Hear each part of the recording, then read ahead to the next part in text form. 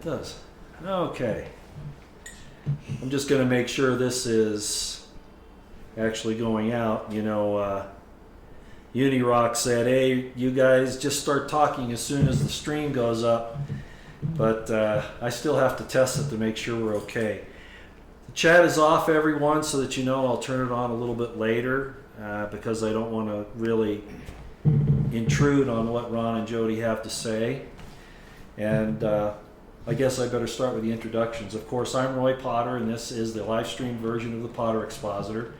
And today, believe it or not, is the 9th of May, 2018. And as you can see from the title here, we're calling this No More War. And let me go to the right page here. And it's an interview with a Gold Star family. I'm going to let Ron and Jody tell their story, but I want to do a little preliminary first. And I guess what I'll say is that we need to proclaim peace and renounce war. And unfortunately, we're having a situation that is escalating every day. Now, some of you will notice we're having some connection problems here. I'm not sure what that is. We're out in the middle of a long way from civilization, so I hope you'll be patient with us. We do have a direct connection in, but you might notice that there'll be a few problems here and there. And you never know with the subject matter, somebody could end up interfering with what we're trying to do here. And it's definitely happening a lot. Wow, we're buffering a lot. I don't know what's going on here. It's like it's stopped. I'm not sure why. Okay. Everything looks good. Looks like we're going to have a lot of connection problems. So I'll just go ahead and get started. Ron and Jody Wood, their son, Sergeant First Class Ronald Tanner Wood, was killed in Kirkuk, Iraq in July of 2005. And I thought it would be apropos with the movement in our country today by our leaders, by those that are supposed to represent the people, the dangers of this type of adventurism. We went to the polls over a year ago now, almost a year and a half, understanding that what we were looking at was no more regime change around the world, no more wars, and that there would be arrests made of elites who have committed heinous crimes, including Clinton. Unfortunately, while we've seen some improvements in the economy and we see some obvious improvements in our situation with North Korea, there are also these pushes for war. And I warned a long time ago that despite the fact that North Korea, the advantages, the way we had been moving across that was so good, that the deep state would have to get us into war somewhere else. And of course, that's what's happened with Syria. And eventually it'll lead to Iran. Now, it bothers me that Trump twice now, both this time last year and then here just a few weeks back, attacked Syria on false claims of chemical release onto Assad's civilians. And that, of course, was not the case. And it's been proven the case both times. This last time, that in fact, there was not even a chemical release of any type, but it was a staged theatrical production. And Trump has had to admit that now, and he's cut the funds for the White Hats. What bothers me is that he still believes the information that he's receiving from the intelligence community now in regards to Iran and Syria, and Russia for that matter.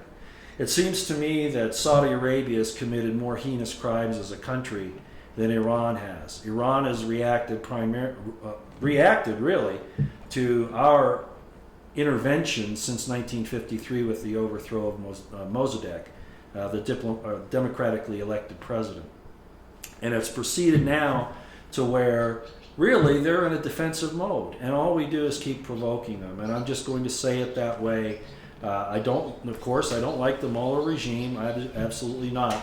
But we have to allow the people to make that change, and they can if they do it right. Regardless, they have not attacked the United States directly. They're there protecting their interests in their part of the world. And unfortunately, our proxies, Saudi Arabia and Israel, are making these attacks, and I'm sure with the full knowledge and support, whether willingly or unwillingly, I suppose, of President Trump. I personally feel that we're being, I don't want to go so far as to say betrayed, but I do want to say that it's not what we the people gave to Trump as a mandate. And he's gone back on it for whatever reason. The deep state has a lot of power, and I'm not kidding myself. It's very likely, as they look at Trump giving these explanations to the public about why he's doing these things militarily, he looks very, very serious, almost to the point where he probably hasn't slept in days. I don't want to say, that he has, mind control or those types of things. That's probably going too far. But I think it's obvious that he's been put under the gun in the symbolic sense. All he needs to do is follow the Constitution and to do what he promised, to renounce war and proclaim peace. Let us become the example to the world about how to live and how to live with others, not to force our way of life nor our economics on others who don't want to partake in it. So, sorry I got a little distracted there. I've been having to watch the connection here, and it looks like it might have finally righted itself. I hope so. So, I'm not here today to talk. This is for Ron and Jody to give their information. So I'm going to turn it over to them, and just to let them voice their concerns that what they saw happen to their son and many other young Americans and millions of people in the Middle East due to false accusations, lies, manipulations, and a bloodthirst to, I'm going to say it, they don't have to, worship the god Molech and sacrifice all of these people in the name and for the god of the elites. They don't want to see that happen again, I'm sure. So with that little introduction, I'll turn it over to Ron and Jody. Well, make sure you speak up. Really. Hello, I'm Ron Wood, father of SFC Ronald Tanner Wood. What's it been, 13 years now? On July 16th, it'll be 13 years. Make sure you speak up. You can't be soft-spoken on this one. Yeah, well, pretend like you're yelling at me, Jody. But anyway, 13 years ago, on July 16th, we were at our house in Colorado, out on a ranch that I used to work at. My wife's father-in-law owned it, and it was Sunday, I believe. We just finished with breakfast, and two soldiers came to the door. They had walked probably a fourth of a mile to our house from the road. And I already knew what would happen when soldiers came to your door, because I had been raised in the military till I was about 15. And so I knew all about those things, and I knew what was going on, and I just fell back and almost fell down. Didn't say a word. They came in and told us about our boy, and we were absolutely stunned, and we still are stunned. Anyway, Jody, you want to say what you want to say? Something? Well, our situation was probably different than some people's because they weren't coming to us as the first point of contact. Sadly, our son was the victim of a divorce while he was in Iraq. His wife at the time, I guess, had trouble being a military wife, and he didn't want the divorce, and she did, and it went through. So unfortunately, she was still listed on the U.S. Army records as the first point of contact, and they couldn't find her because she had moved. So after trying to find her for a day, they came to us as the second point of contact. The records were not correct. He had us as the first point of contact. The Army just they hadn't caught up with him yet because the divorce had only been finalized 2 months before that. the Utah Army National Guard knew, but the U.S. Army had that confused. So they wouldn't tell us very much. That's the part that was difficult for us at first, is we didn't really know anything. And all they would say to me is, I said, oh, he was speechless because he knew what had happened, and I didn't, because I wasn't Make raised sure you speak up. I wasn't raised around the military, so I didn't know what they were really there for. And I said, no, there must be a terrible mistake. We just talked to him on the phone just 2 days ago, and they said, no, ma'am, he was definitely identified by his dog tags and the contents of his wallet. Well, that's not very much information to give us. That's all they would say. So we didn't even know if we had a body to bury. We thought maybe he had been blown to, no recognizable body parts even. We didn't even know. And to try to facilitate the confusion, the Adjutant General of the Utah Army National Guard sent another person out to help our connections so that the confusion could be straightened out. And we finally did find out that he was intact, and we did indeed have a body to bury. And it was a very stressful time. We didn't have enough information to really know what was happening for a while, but I'm just telling my part of the story from what he started.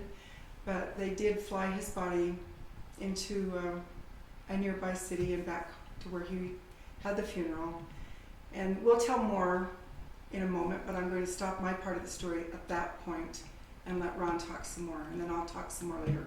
So back to you, Ron. And may I interrupt for a Go minute? ahead. Could you tell us about the picture here so that they know who we're talking about? This is our son, Ron Wood. That's Sergeant First Class. He was 28 years old. That's a Gold Star flag there. Some people don't really even know what the Gold Star is. Even people in the service I've talked to, well, we're a Gold Star family. Oh, well, what's that? But anyway, well, it's just been a long run. It's been hard, extremely hard. You only walk around with half your heart. Actually, life is never the same, ever again. Anyone who's lost a sibling or anyone really close, especially as a son or a daughter, knows that to be true. It just isn't the same. You have a hard time finding real joy anymore.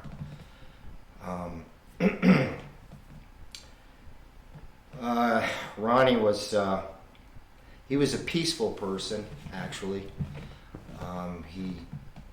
I was really surprised that he even joined the services. All my uncles and everybody else were in, and that's probably why. And they were all World War II veterans, Vietnam, Korea. My whole family were military. That's probably why he did what he did. He was more like a Boy Scout than, he didn't really even like to go hunting or anything like that. He was peaceful, very gentle type of a person, and cared about others. And anybody who served with him will tell you that, because he really helped his fellow soldier and his fellow man. And I guess that's what he wanted to do. I personally did not want him to join. I told him, either you will probably have to go to war and you will have to kill somebody, you might get killed yourself. So anyway, he went ahead and did it, and then I had another son of mine that joined also, and hey, what do? You have to support him, which I did, even though I still didn't agree with it. But they're doing what they want to do, and we were all duped in the beginning after 9/11. Of course we were, weren't we, Roy? Yeah, absolutely, 100%. I mean, lies, and more lies, and all this suffering as a result. I'm sorry, go ahead. oh no, go ahead, dude. Oh, you're good. Go ahead. I talk enough. Everybody knows I could talk all day. So this is your chance. Go ahead, Joe. You're Well, I'll add a couple of things. We're making it a three-party conversation here, but I wanted to add something about the Gold Star family flag. People have no idea, as Ron said, really what that means.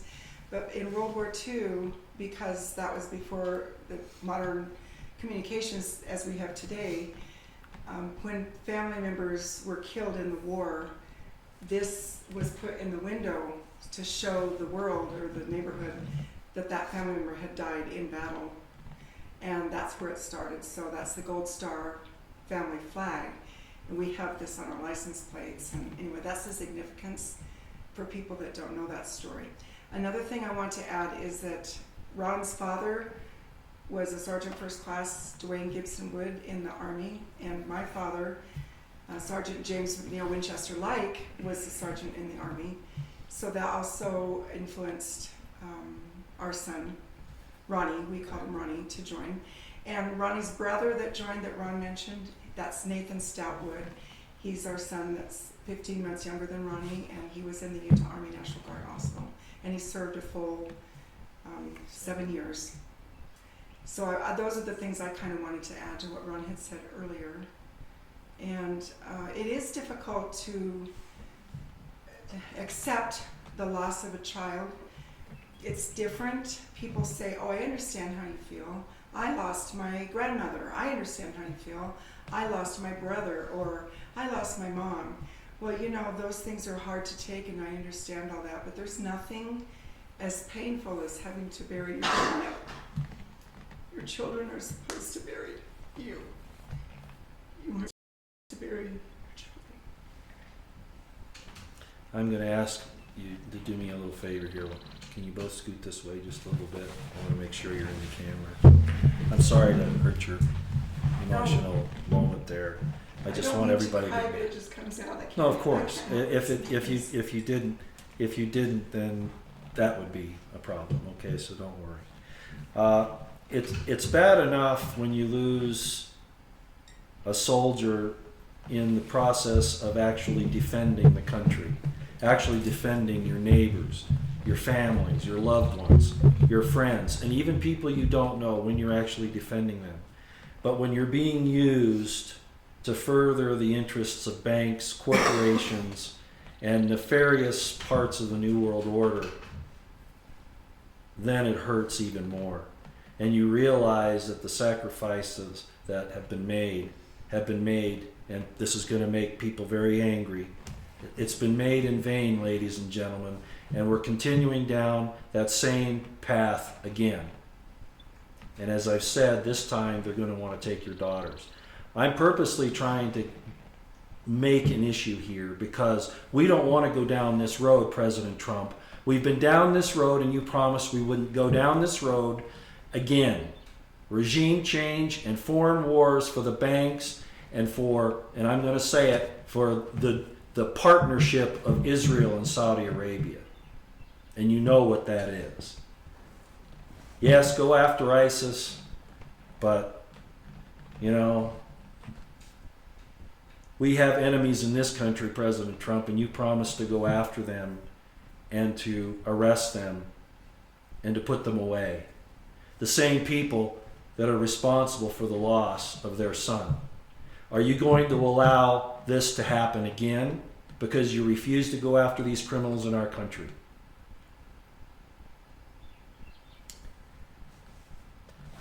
That's a hard pill to swallow. But President Trump asked for the job, and those were the parameters that he gave us. And unless all of you Americans out there want to be in this position for your sons, your daughters, your husbands, your wives, your brothers, your sisters, you got to start speaking up and say that you expect that we go forward for virtue, not for violence. Like I say, I get on the soapbox too much. How do you feel when and you were telling me about this earlier, Ron, you are out and somebody finds out because, you know, you have Ronnie's information on your car and that, and somebody will say to you, gee, you know, you must be so happy that your son died for our country. Can you explain a little bit about that situation? Either one of you, it doesn't matter.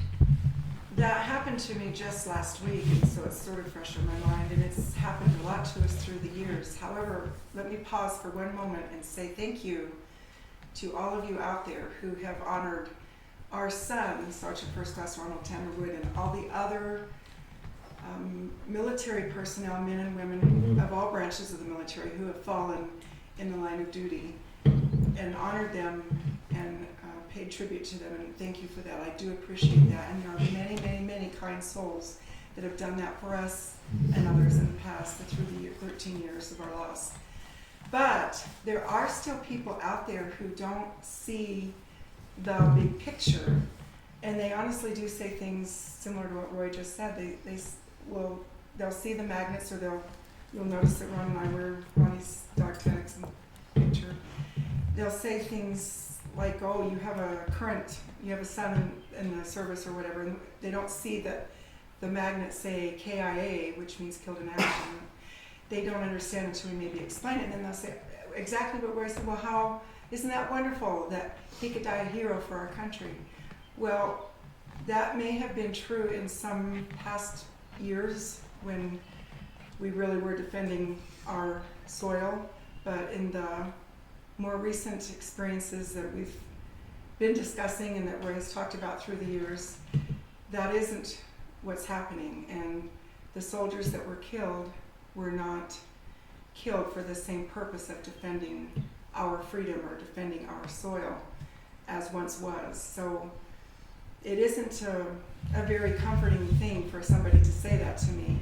No, I'm not happy that he died a hero for our country, because I don't feel like that's what happened. I feel like he died because of oil, or he died because of money, but it wasn't, he was serving to his heart's best effort. He had a pure heart, and he wanted to help other people. Like Ron said earlier, he was like a big Boy Scout, and at his funeral, there were people from all branches of the military, top generals, that were there to pay tribute to him, because he was considered to be a poster child for the Army, because he was so perfect in everything that he did. He put his soldiers, his fellow soldiers, first, and he always was worried about them and always helping them, and did everything he could to serve them, just like he would as a Boy Scout or as any kind person out there serving the mission of humanitarian efforts. He was like that, and that's why he is still so beloved by his fellow soldiers, and is still held in such high regard by the people who knew him and loved him. So he had his heart in the right place, as well as all the military personnel out there. So it just is important that you see the picture, the things that Roy explains. You need to see these military men and women are out there putting their hearts and souls to help others, because that's what the right thing to do is, and that's where their commitment is. But that may not be what's really happening in reality. So please keep that perspective in mind, and don't be naive and just think that they were heroes and that they died for our country. They died because they were doing what they thought was right to help their fellow men and women, but it may not be what they thought they were doing in reality. So please keep that perspective. May I interject here for just a minute, Ron, before you Go ahead. I think this is a good place to say this, and those of you who have followed me on my channel before will know that I've said this many, many times. And this may sound like I'm disparaging the sacrifices that are made by our military who suffer wounds, maiming, and death, and the families that have to deal with that. But it's not that I don't honor what they were trying to do. It's that we as Americans haven't taken the responsibility to ensure that our government is doing it for the right reason. So I'm going to read this, and a lot of you know that I've said this before. This is a quote from Cicero. He was a Roman senator back at about the time of Julius Caesar. And I'm just going to read this quote because this matters. Again, it's not to disparage the sacrifices of the people that believed that they were doing the right thing. But we as Americans must start to ensure that our government is doing it for the right reason. All of this propaganda, the Congress has made it so they can, the government, the IC, the military, everybody can legally lie to us. And we've allowed this to happen, and we must stand up and say no. Because if we don't, this is what we're going to be confronting. Let me read what Cicero said. Again, no dispersion upon Ronnie, okay? But this is very important to understand. Quote, that kind of courage, which is conspicuous in danger and enterprise, if devoid of justice, is absolutely undeserving of the name of valor. It should rather be considered as a brutal fierceness, outraging every principle of humanity. That was said by a Roman senator. Do we have any senators that talk like this anymore? Any congressmen? Any presidents? Any judiciary? That was from Cicero, the Offices, Book 1, Chapter 19. Now I'll say one more thing, and then I'll turn it over to Ron. We must understand that the military is a necessary evil. It's just like having a gun in your house to protect your family. I would rather, have roses and, art and things like that, but you need to have a way of self-defense, unfortunately, in this world. Self-defense. It used to be called the Department of War. At least they were honest. But as a matter of propaganda, they changed it to the Department of Defense. What have we done defensively at all in the 20th or the 21st century in reality? We don't need to glorify the military. We make sure they're well trained and well equipped for the inevitable, but we don't glorify it, and we don't advertise it like it's a commodity to be sold. Like I see driving down the highway with young people dressed in uniform in battle. Like that's something to glorify. It's because they don't know what the battle is like. This is what the battle is like. And unless it's done for the right reason, we're committing a travesty, a mortal sin, and injustice, just like Cicero said. Ron. Well, Roy has been in battle, and he knows that. So, I personally have been shot at before, but never been to battle. I have known Roy for how many years now, Roy? I don't think we want to talk about it. Oh, okay. I've known Roy for a long time, and he actually knew Ronnie, and he went to his funeral, in fact. He was just always a good kid, and what more do you say? I mean, your heart's on the floor. It's horrible. It's damned horrible. You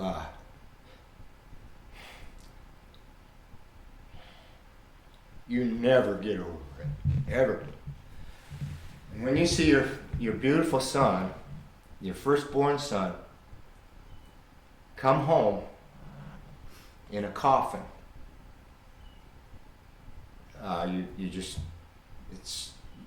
you're never the same, ever, ever, ever. Every day, I can't think about it because I hear a song or something like that, and boom. I mean, I just instantly go into tears. But I just pray that no one is killed over this foolish thing. I went on a show called the Donnie Deutsch Show in September of 2005 when my son was killed.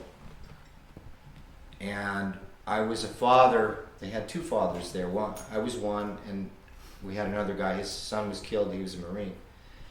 And I was against the war in Iraq, which I still am.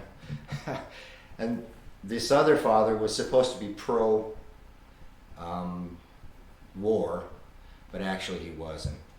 And I don't know what they were expecting, but maybe a fight or something like that. But it turned out to be nothing of the sort. You know, we all supported our troops, but we all were against the war. Both of us, actually. At least that's the feeling I got. Anyway, my son was a good person, and I just, like I said, I hope and pray that none of you ever have to go through the things that we have gone through. It's heart-wrenching, and makes you want to get to the other side so you can see your son or your family. It really does. Sometimes life is almost meaningless, but I have other children, so I have to be here, you know. Anyway, Jody, you have to say something?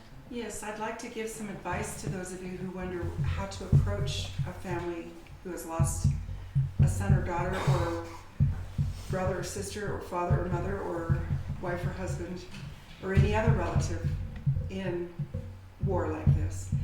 And I think the best thing that you can say is just, I'm sorry for your loss and thank you for your son, daughter, husband, wife, service, whatever relative they are to you. But don't be afraid to approach them. Some people say nothing because they don't know what to say. They feel like nothing they say is appropriate, so they just avoid it. Or, for example, sometimes people will ask us about the dog tags or the magnets or the Gold Star family emblem on our cars and things like that. And we'll say, well, this is our son, Sergeant First Class Ronald Tanner Wood. He was killed in the war in Iraq. Silence. Sometimes they say nothing. It's as though they didn't hear. And then I think maybe there's a part of me that thinks that I said he was killed in a wreck, like a car wreck or something. So then I'll clarify the war in Iraq to make sure they get it. And you know, the people that will respond do. And they say things like, we're so sorry for your loss, thank you for your sacrifice, those types of things. But the people that don't say anything at all, or that just go, oh, and that's it, or they say, oh, aren't you happy your son died for our country, something like that. Those are not good things to say to people like us. So I'm just giving you some advice if you wonder what to say. If you don't support war, you can still say, I'm so sorry for your loss. We don't support war, but we supported our sons who were in the military, and we support our troops and appreciate their service, but we don't like war. And so if you don't like war, you can still say thank you for your service or thank you for your son's sacrifice or whatever. Those are good things to say to people. What you should never say is, well, are you better yet? Well, are you over it yet? Well, you know, it's been 13 years. Don't you think you need to move on? Well, you know you have other children. Don't you think you should start living your life for them? Those are not good things to say. Please take it from us. We know. We love our other children and grandchildren dearly, but we'll never get over the loss of our dear son, Ronnie, and we'll never forget, and we'll never be better. So don't say those things, please. Just a word to the wise. Thank you. Beyond the subject of war, has war ever done anything good, Roy? Not really. As a matter of fact, you know, we thought we won the Revolutionary War, right? Mm-hmm. But if you study history very closely, and if you look at what's happened since then, the fact of the matter is that we're still subjects under the crown. We're not told that, but that's really the way this entire thing has been set up. And we're lied to all the time. Now, I still say that the Constitution is the supreme law of the land, but apparently nobody in government goes along with that because they have their hand in the pot. The American people have to take charge, and they have to start and I know that's hard. You know, you're working to try to take care of your family, you know, you're trying to take care of business every day. But ladies and gentlemen, if you don't start, and I know most of the people that follow my channel are very active in one way or another, but Americans in general, as you've pointed out, they have no idea what's going on, and as a result of that, they're going to be responsible for a slaughter that's incomprehensible in the future. Why are they going to be responsible for it? Because they refuse to open their eyes and hold their leaders accountable. You know, I've been very vocal on the problem with women in the military, and I will never, ever pass on that argument, ever. Because I understand how the worshipers of Molech hate women and hate the givers of life and what they're trying to do to destroy them. And if women continue to do the things that men do, and this is, I was called a racist the other day, a sexist, and a white supremacist, not because I support white supremacy or anything. It looks like we're still having connection problems here. But I'll just keep talking. Sorry about the connection problems. that might even be done, somewhere up the road. But the fact of the matter is that if we don't protect our women, what are we doing? If we don't protect our women and children, what's our purpose? So war isn't any good. It only lines the pockets of the bankers and the worshipers of Molech. So, not to go too quickly here, but if you guys don't mind, I'm going to turn the chat on. Go ahead. Ladies and gentlemen, I'm going to go ahead and enable the chat here. And I'm very sorry about the connection. Like I said, I knew we were going to be out in the middle here, and it might not be all that good. It's probably been jumping around a lot of buffering, and I apologize. But the chat is on now if you'd like to ask Ron and Jody a question. Don't worry so much about asking me a question because, you get to hear me talk all the time. But the chat is now on, and you can type in your questions if you like, and I'll be the moderator and let them know what's happening. I'm going to add something very quickly. Ron was referring earlier to the fact that Roy knew Ronnie and then he went to his funeral. But to be specific, Roy has known Ronnie since he was 2 years old. Yeah, that's right. So if you do all the math, you'll see that we've known Roy since 1979. So that we all go back a long way. Let's see. Your Rob Carpenter is saying hello from Terralingua. I'm not sure where that is. Sounds like it's in California, but I don't really know. I might make a comment here, and I don't want to hurt your feelings, but I'm blatantly honest most of the time. And sometimes, well, you know how Hillary says, "Do you tell the truth?" Well, most of the time. So nobody can hold me. Had to refresh. Yeah, spirit, truth. I'm sorry. Okay, I'm just going to say this. I just got to make this observation. I mentioned that I was going to do this earlier today, and of course, this will be something that people can watch later on. It's coming at probably a difficult time of the day for a lot of people to tune in. But if my count here is right, and I'm not sure it is, there are only 145 people watching. Normally on my live streams, I'll at least approach 1,000. So what is it? Is it the subject matter because acolytes of President Trump and our illustrious expeditionary forces are afraid to watch this because they might find out that there are people that don't appreciate these efforts to go to war?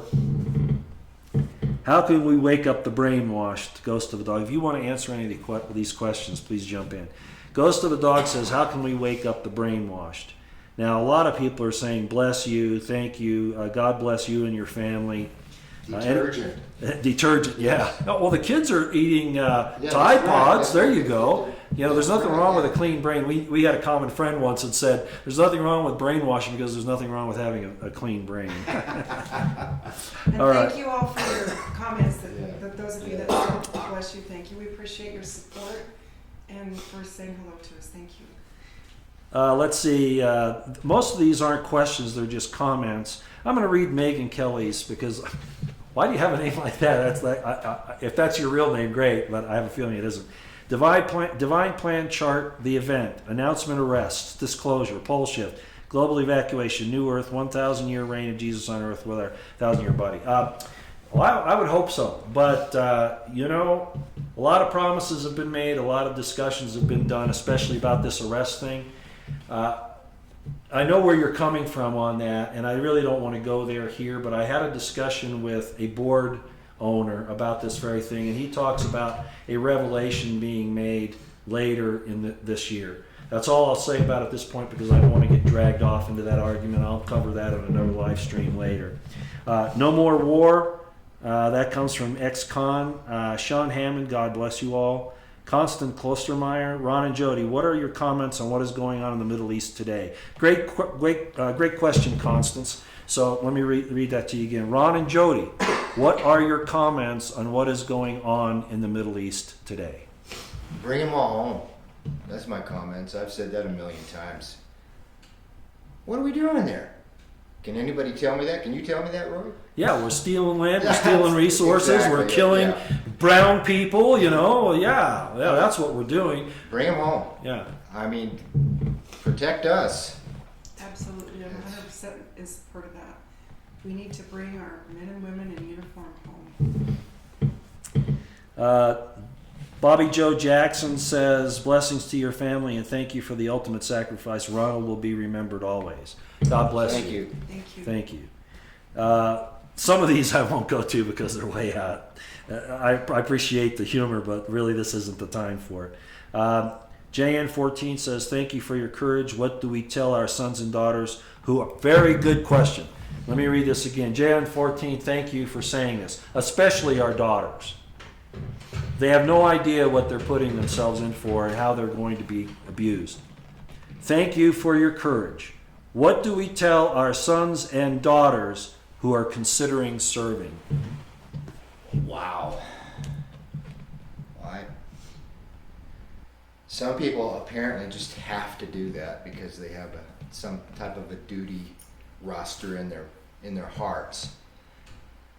If you're on the fence, I would say, if you're a Christian, especially, there's a little thing called, thou shalt not kill. Mm-hmm. And that's what you're going to have to do. And you might kill somebody that you have to face, and you just have to look him in the eye, or her, or whoever. I would think twice. I'd like to tell a little story if we have time. Please, yes. To answer that question, when Ronnie was a senior in high school, he came to us in about October, late October, early November of his senior year, and he wanted us to sign the parental consent forms for him to join the Utah Army National Guard. And we did not want to sign because at the time we weren't in support of the president at that time in our lives, and we didn't want to put our son under the auspices of a president that we didn't support. So we didn't want to sign, and we didn't sign for him. And he kept on asking us for a period of days. This went on for, at least a week or longer. And, he just had it all figured out. He wanted to graduate from high school. He wanted to go to boot camp. He wanted to go to advanced individual training. And then he wanted to start college. He had it figured out. And if we didn't sign for him, and he had to wait until he was 18 in the month of February, then it would mess up his plans. So under duress, we did sign for him because he just said, this is what I want, Mom and Dad. I want to do this. I want to serve. I want to protect. I want to make a difference and help my fellow men and women. And that was what he wanted. He was committed to it. He was just an honorable person. He was loving, kind, always putting other people first, and that's what he wanted, to help people. So we signed because, again, he was 17. He turned 18 like 3 months later. February 17th was his birthday, so that was a hard thing for us to go through as parents, but we did support his decision in the end.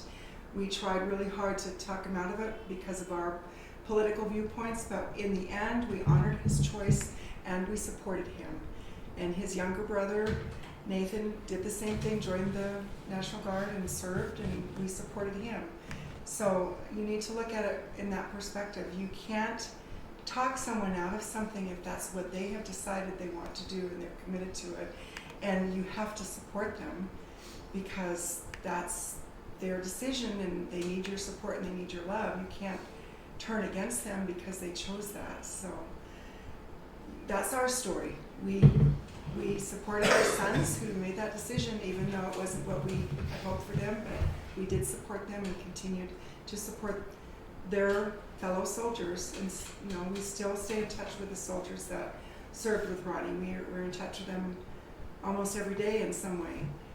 And we still love them all, and we honor their service and we support them. Their heart is in the right place. You have to look at it in that perspective. Roy, can I ask you a question? Yes. Do you remember your oath? Yes. Could you repeat it? No, I mean the oath you took when you went into the Army. Yes, I understand. I can't remember the exact words any longer. Yeah. Right? Yeah, but it's that we will obey the orders of the officers appointed over us, and that we will support and defend the Constitution of the United States against all enemies, foreign and domestic. Do you think that those people over there in Syria are against the Constitution? That's a good point. You know, and That's your oath, isn't it? Yeah, Exactly. Yeah, everything has been twisted, Yes. unfortunately, so that we misunderstand our own values, if we even have them anymore. I often, frankly, lose confidence in the American people. For the instance that you talked about, where people don't know how to respond, a lot of them don't even understand what's happening.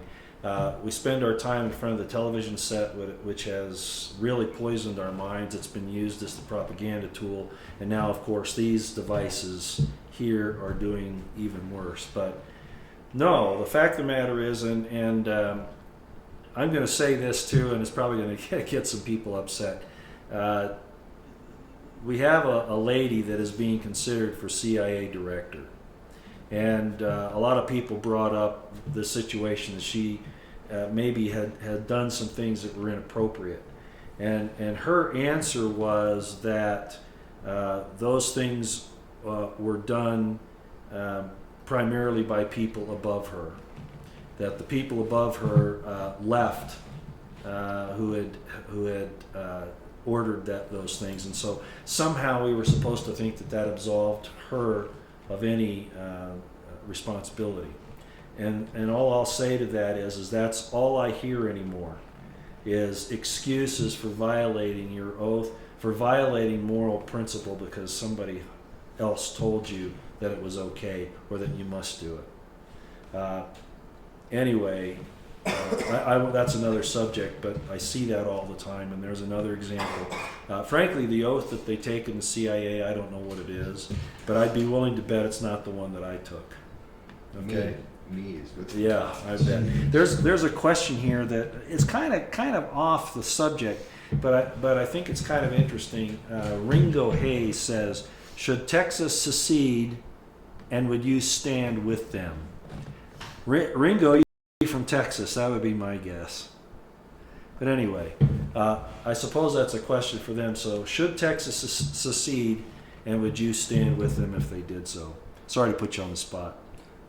Well, I've only been to Texas. I haven't lived there. Lived in Oklahoma. But it's in the Constitution, correct? Yeah, especially for Texas, it's the Lone Star Yes, State. that's right. It's technically it can leave anytime it wants. C'est la vie. Sure, if they make that decision as a state citizenry, that is their decision, and I would stand by their right to do so. That is their right in our Constitution. They should do it if they want to. Mrs. Tree One, I'd like to get all these questions and comments, but Mrs. Tree One says, "The kindest, most family-minded, prudent, and dedicated people I've ever met are Persian, in other words, Iranian." And I've talked often about how the Persians are the Iranians. They really are wonderful people, and it really is a diverse country. They have Christians, Zoroastrians, Islamists, and I'm sure they have some Jews too. And yet in Saudi Arabia, you can't even talk about those other things other than Islam. So why is it that Iran is such an enemy? Well, it all has to do with the underbelly of Russia and the neocons and the Trotskyites trying to take out Russia because they have such a hatred for that. And I don't really want to get into that here. I've talked about it before, but that's really the reason. Iran is the lower belly access to Russia. So you just look at a map and you can kind of see it. War of the Great Deception, Spirit of Truth. Yeah, Smedley Butler, the most decorated U.S. Marine Corps general, wrote a book called The War is a Racket. And of course, he had been approached by basically politicians and corporate CEOs to have to help in a coup d'etat against Franklin Roosevelt in the 1930s. And he said no, but his book, War is a Racket, is very true. I hope you all get to read it sometime. Roy, did you see what they did to Ray McGovern today? No, that's North on 60. It's kind of off the subject matter that we're doing, I think, but maybe you can type in here and tell me what happened to Ray McGovern today, and if it's involved with the subject matter that we have, I'll bring it up. Yeah, ex-con says Texas stopped talking about leaving the Union. California seems to be more close to this. Yeah, that's probably true. Okay, Constance Klostermeyer asks, how do you deal with the anger you must feel? Very good point. Make sure you speak up too. Okay. Yes, very good point. There's always two dogs inside of you. It depends on which dog you feed. I have anger issues all the time, but I really try through meditation and prayer to overcome those things. It's really hard to forgive. I don't have anything against, my son, basically, he was an invader of another country. Say that again. My son basically was an invader of another country. And without their agreement. And nobody understood that. I didn't, of course. And I do have anger issues, of course. It's very difficult to forgive. I really try. But sometimes I'm overcome, and get really, really upset. I guess that's a form of PTSD. But, well, how about you, Joe? Yes, I have a different type of answer for that. I want to take you back in time to the story I told you a while earlier about when Ronnie asked us to sign for him as his parents, and he was a minor still. So at that time period, right after we signed, I was a public school teacher, and I cried for 3 days. And I couldn't get through class without doing this. And I'm just going back in time to that. I'm picking up the feelings I had at that time. The counselor at the high school I was teaching in was a retired National Guard soldier, and he completely understood the emotions I was going through. So bless his heart, he'd take over my class, and I'd go in his counselor's office and lay down on his couch and cry. It took me 3 days of trying to get through school to be able to survive without this. But I got through it, and I supported our son, and we supported his colleagues, and we do try to support our soldiers because we do understand their heart is right, but that deep emotion is always there, and you can see that I cry easily, that Ron cries easily. It's just right there all the time. It's always there.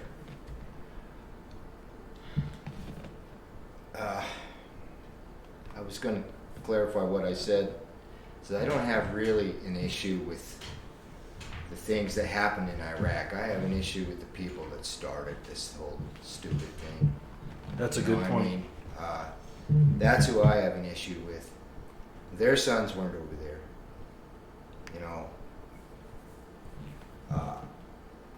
I really hope somewhere, if it's all true, that they will get their due and just reward, and I will be there to see it. I hope. If I don't have too much anger. Well, that's why I call on President Trump, and I have a good friend in California. A lot of my listeners know about this Republican insider, and he keeps telling me, you go easy on Trump, he's got a lot against him. Well, now you see where we are, because we need to go after these people. Part of the plan originally was to go after Hillary and her ilk, and that's going way too slow at this point, and everybody with any common sense is calling for it.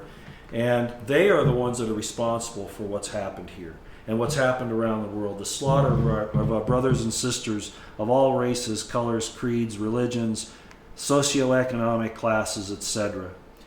And it's just wrong. I wanted to let you know, Dick Fokker, 69, apparently in answer to the situation with Ray McGovern. Do you know who he is? He's an ex-CIA operative agent who has gone very much out in the open, along with Kevin Shipp, for instance. And Ray McGovern apparently had his arm broken when they were removing him from the Senate hearing where he was saying that they were a secret society. So apparently that's what happened today, and that's typical. The people that should have their arms broken are the people that took him out of there like that, because they're the real traitors. Mrs. Tree One says, "I love these people." So Thank you. I thought We love you'd you like too. to know that. We love all of you. Thank you for all your support. And you're right, ex-con. We're not going to go there, but you're right. They are ready for us to come to our senses, and they do have these androids and robots ready to take us on. I'm afraid you're right. James Burnett says, "We'll be lifting you both up in prayer. I can't even imagine. God bless you all." And prayer is Thank what you. helps us. Thank you. We pray and ask for divine guidance constantly, and it helps. It does help. Absolutely. Thank you.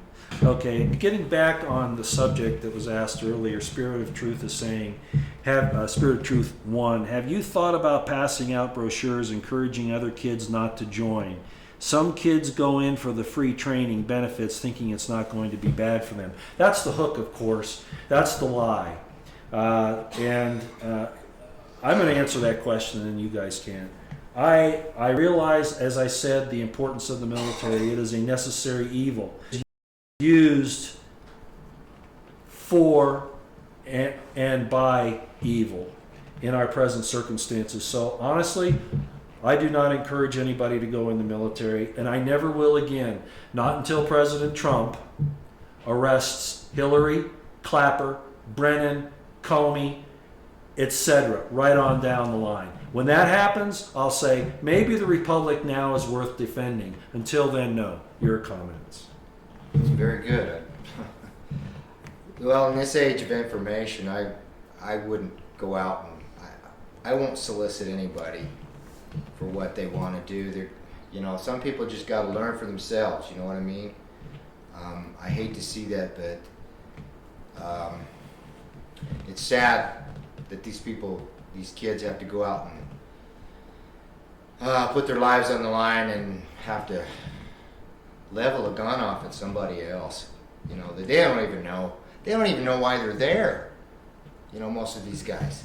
I don't. I'm serious. Other than all the other things, like money and oil and all that other crap. But war. You believe that? Yeah. Well, I believe that we all have our freedom of choice.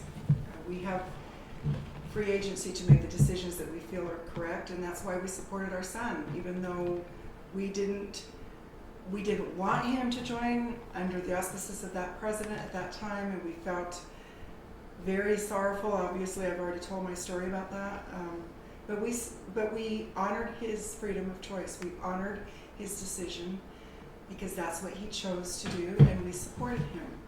So that's just how I look at it. I wouldn't actively solicit, I wouldn't be comfortable passing out brochures encouraging people not to join the military. I'm not that kind of person that would try to take away a freedom of choice of others, but certainly if they were to ask me, I would tell them to look at the other points of view that we've all discussed. So that's just an answer to the question, but I do believe that we all have our freedom of choice, and that's a blessing from heaven to me to have that freedom of choice. So I want to honor that for others like I like to honor it for myself. And I'd like to read all of these appreciations and thoughts and messages of love to Ron and Jody. There's so many of them I can't, but let me read this one again. Again, it's from Constance Klostermeyer, who I've already read once, but she says, "My dear Jody and Ron, you are America." And that's true. Absolutely true. Thank you. And I want to just address this because of Ray McGovern. Thank you, Norton. You did send this to me, and I can't show it to everybody, but let me just read what he tweeted to me. It was about Ray McGovern, okay?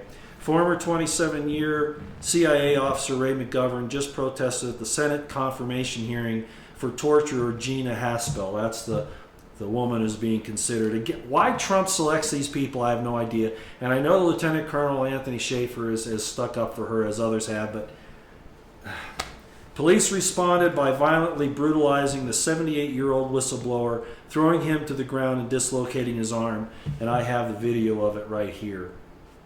That's what happens when you stand up against this corrupt government.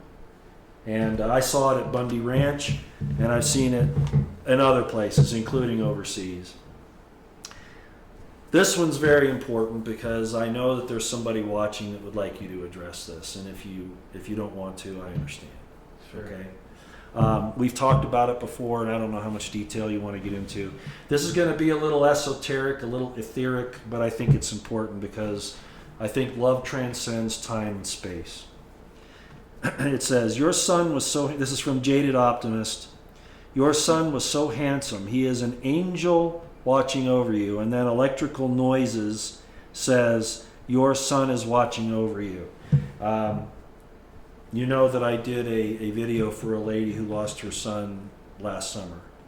And she talked about some of the spiritual experiences she's had. And we've talked about some of those things too.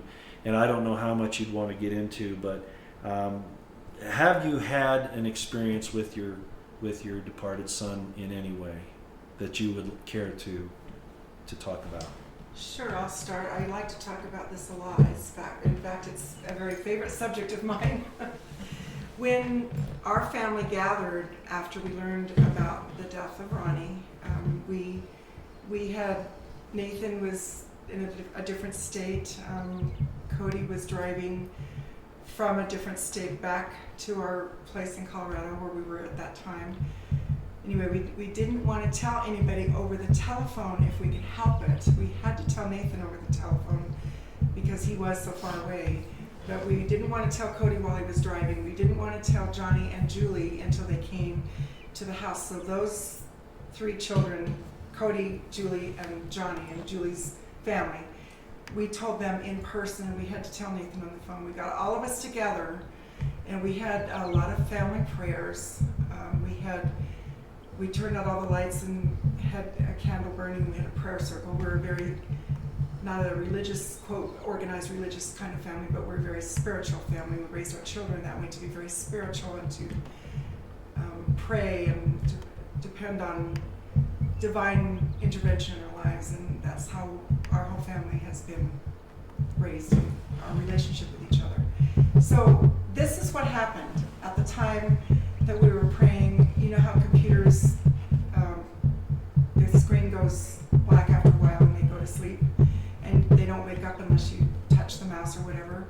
So our computer was just kind of around the corner from where our family was having the prayer, and these are the kinds of things that would happen. The computer would just wake up on its own, and the screen would brighten up, and we weren't anywhere near it whatsoever.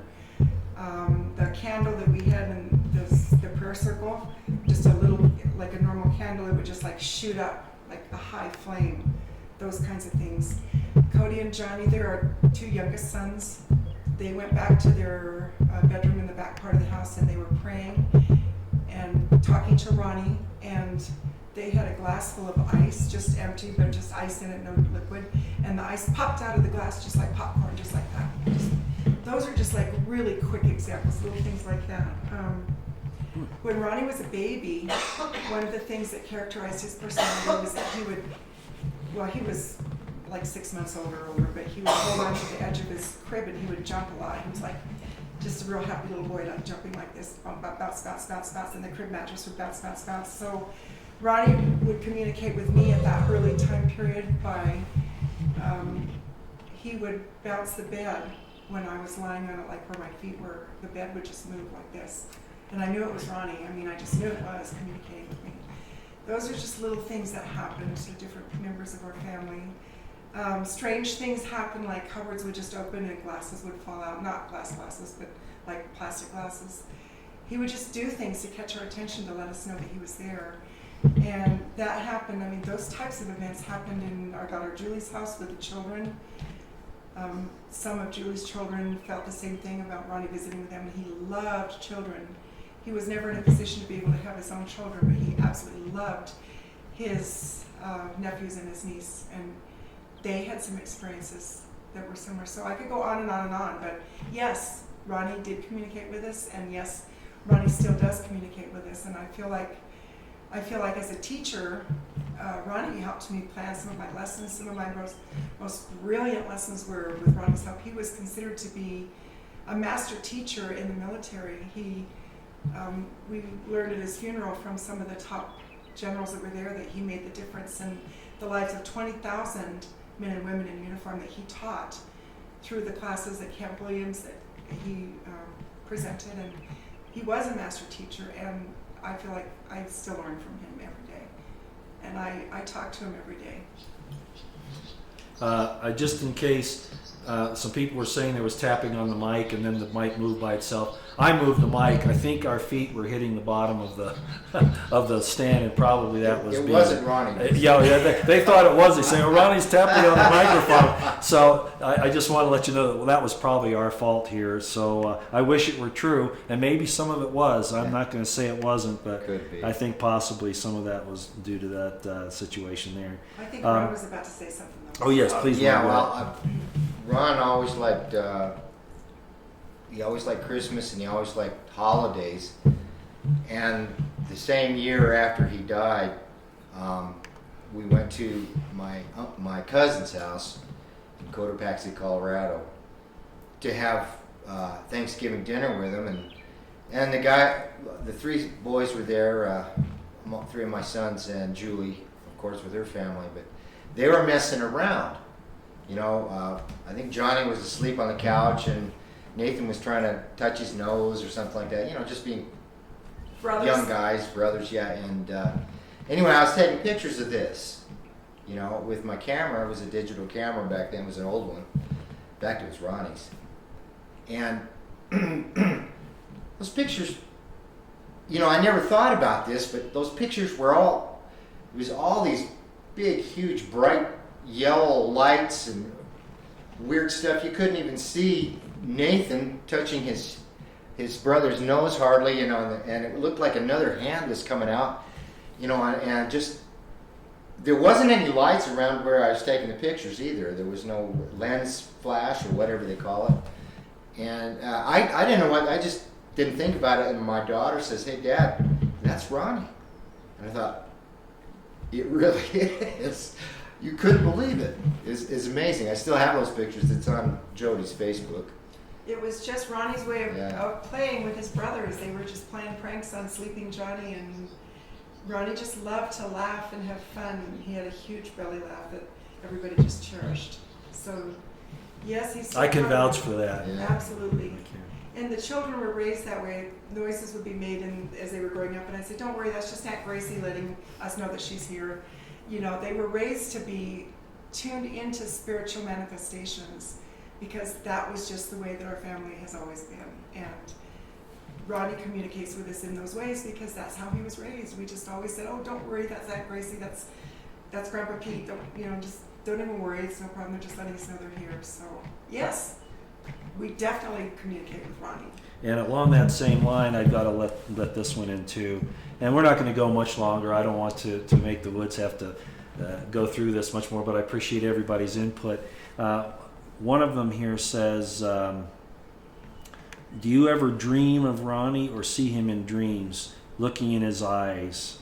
Do you ever have anything like that? And I know this is kind of getting out of the esoteric, like I said, and the it's really not unreality. It's a reality that we're not able to see or hear with our natural senses. But I know for a fact it's there, and I won't go into that detail. You all are very familiar with the situation. I wish it happened to me more often, but I'm getting old and crotchety, as one of my old girlfriends said. You're just a crotchety old man. So that probably has something to do with me not being able to get it out. But do you have that kind of contacting dreams? Well, I've had, not so much anymore, but probably within 5 years I had some really wonderful dreams about Ron. I dreamed once, and it was very, very, very real. I was walking with him, and I had this log on my back. He was really strong. He could bench like 425 pounds. And I was having a hard time, and he kind of took it off my back, and he took it, which meant to me he was going to help have the burden, help me with the burden of this life, which I thought, that's the interpretation I got. What about the situation with Johnny when you heard the voice that said, "Where's Johnny?" And he was 2 years old, and we were at the park. Oh, okay, that was another. That's not really involving Ronnie, but it could have been something along the same lines. I think that would be an interesting story.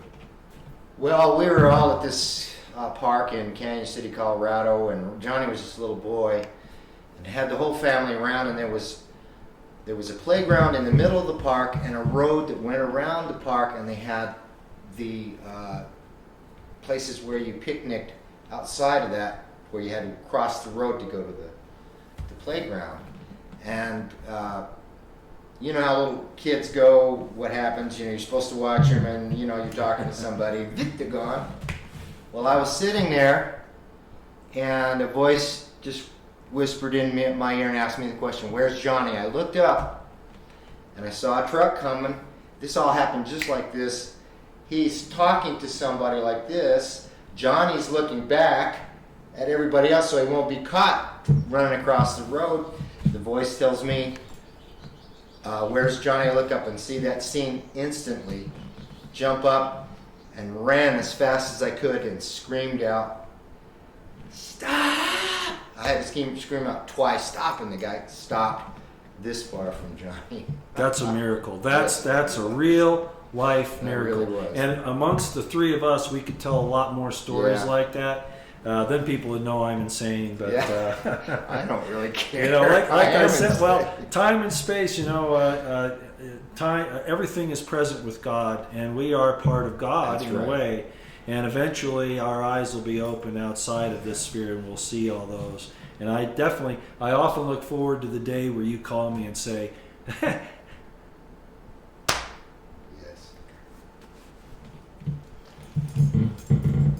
"Okay."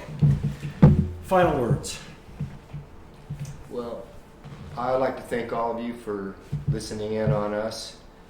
We appreciate all of you very much. Those people who have love in their hearts and care about their fellow man and are trying to do something about it in any way possible. This is the only thing I can think of to help. I hope we can love our neighbor as ourselves and love the Lord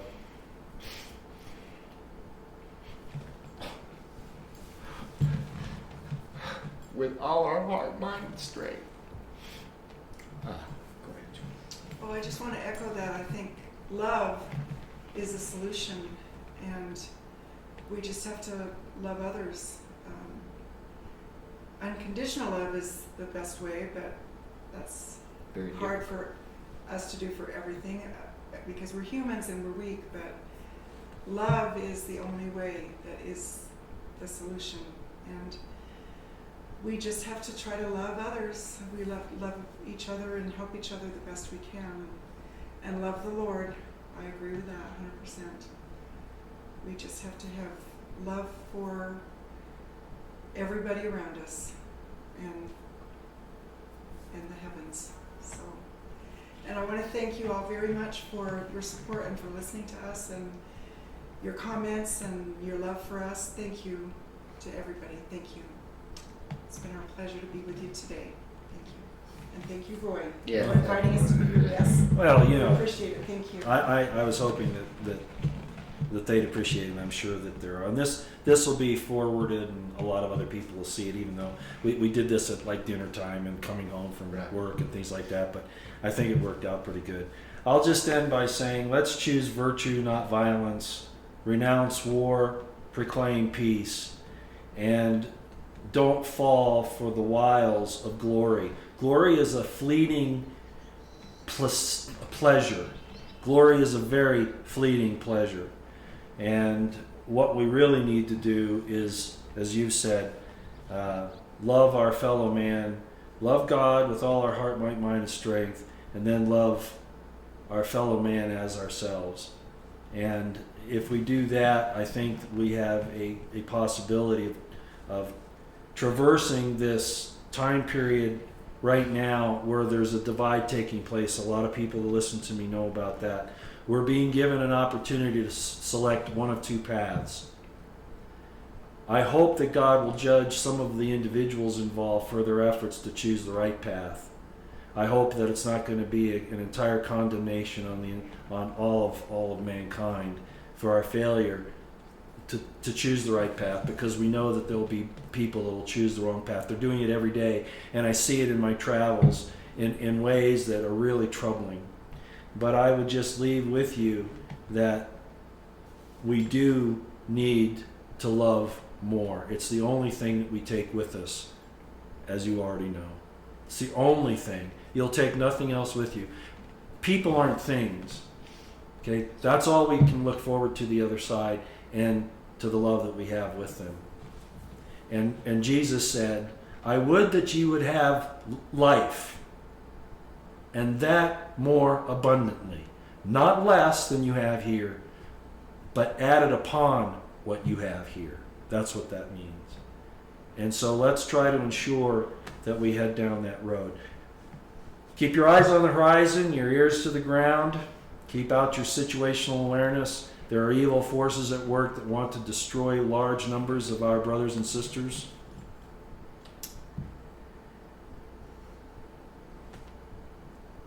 God bless you. God bless the constitutional republic of the United States of America and the Second American Revolution. And somebody was saying, oh, give Trump some time. We haven't got time, ladies and gentlemen. He needs to act on these traitors and these criminals in our government, and not embroil us in wars overseas that only benefit bankers and the like. And I won't take it any further than that. Military-industrial complex, whatever. Foreign powers, whatever. He needs to take care of America like he said he was going to do. So I'll say God bless Donald Trump and all of his, as you know, righteous endeavors. And may the Spirit of God descend upon him as the dews from heaven, giving him the spirit of discernment to know the right from the wrong, and to have the courage to do what is right. Thank you all. Very good. Thank you all so much, okay? Roy, Ron can't, if they want to see Ron, he's on YouTube. Okay. Under SFC Ronald Wood. Okay, Ron's saying that if you want to see Ronnie on YouTube, it's at, say it once again. SFC Ronald Tanner Wood. On YouTube. On YouTube, yeah. Okay. All right, everybody, thanks. I'll probably do a live stream in the morning. I have some other things I want to bring up, and we might even talk some more about this, but we'll wait and see how that goes. Thank you for coming. Yes, please get this sent out. I think it's an important story. We don't want this to repeat in the future. Okay, we really don't. It's time to end this. It's time to stand up and tell these criminals and these elitists and these worshipers of Molech, we've had enough. And we're not going to do it anymore. Everybody have a great night. Thank you for coming. Thank you.